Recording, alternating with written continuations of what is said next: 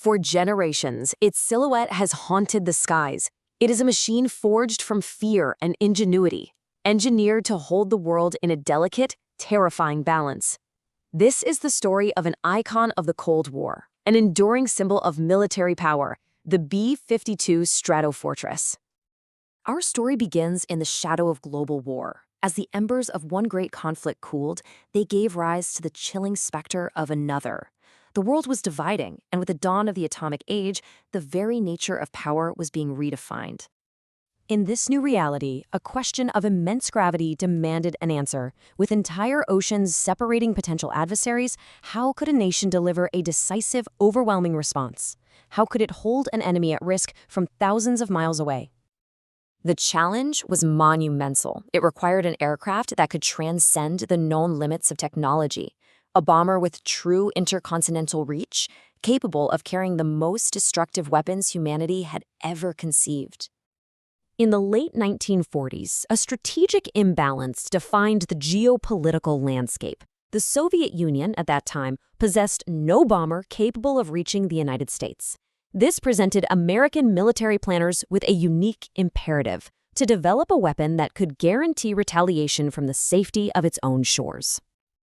The solution to this strategic dilemma would not be a simple evolution of past designs, but a revolution in aeronautical engineering. This was the quest to build a machine that could patrol the very edge of Armageddon, the Stratofortress. Under immense pressure, its design evolved at a breathtaking pace. Initial concepts drawn up in 1946 gave way to a critical innovation in 1948, the incorporation of aerial refueling. Then, a year later, a pivotal decision was made to abandon propeller technology entirely and switch to pure turbojet engines. The path was now clear, and in 1952, the first prototype took to the skies. The result was a masterpiece of engineering, defined by its immense power. 8 Pratt & Whitney J57 turbojet engines, slung in pairs beneath the vast, sweeping wings, would give the bomber its unprecedented combination of range and speed. These features converged to create a weapons system unlike any the world had ever seen. Its intercontinental range meant no target was beyond its grasp. Aerial refueling could extend its missions almost indefinitely. All-jet propulsion placed it at the apex of bomber performance, and its massive payload capacity ensured its arrival would be final. The B-52 was far more than an aircraft. It was the physical embodiment of a new, fearsome military doctrine. It was built to serve as a strategic nuclear deterrent, a concept resting on one terrifying promise: any attack would be met with an annihilating response. As the B-52 entered service, it became the vigilant sentinel of the Cold War, a guardian armed with unthinkable power, forever circling, forever ready. In 1955, when the first operational models joined the Strategic Air Command, a new chapter in military history began. The strategic calculus of the entire globe had been irrevocably altered. With the bomber's arrival, the protection once offered by geography was erased. For the first time, the heartland of a rival superpower became vulnerable to an attack launched from the continental United States. A new age of global vulnerability had begun. Its influence extended far beyond the battlefield, for this was also a weapon of psychology. To the American public, it was a symbol of security against a surprise attack. To military strategists, it was the key that unlocked the doctrine of massive retaliation, granting the nation a clear and undeniable strategic advantage.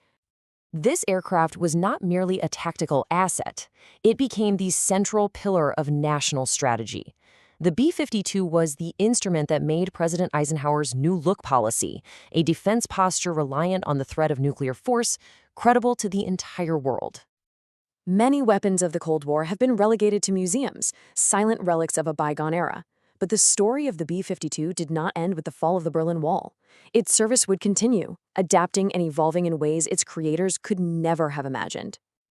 When measured against other legends of the sky, the B-52's longevity is without parallel. It has now served longer than any other bomber in the history of the United States Air Force, a testament to the incredible foresight and durability of its original design.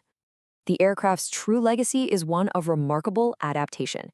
Forged in the atomic fire of the Cold War as a nuclear strike platform, it would be reborn for a new era as a highly effective carrier of conventional munitions, serving in conflicts its designers never foresaw. Perhaps the most astonishing fact in this long history is this. The last B-52 rolled off the production line in 1962.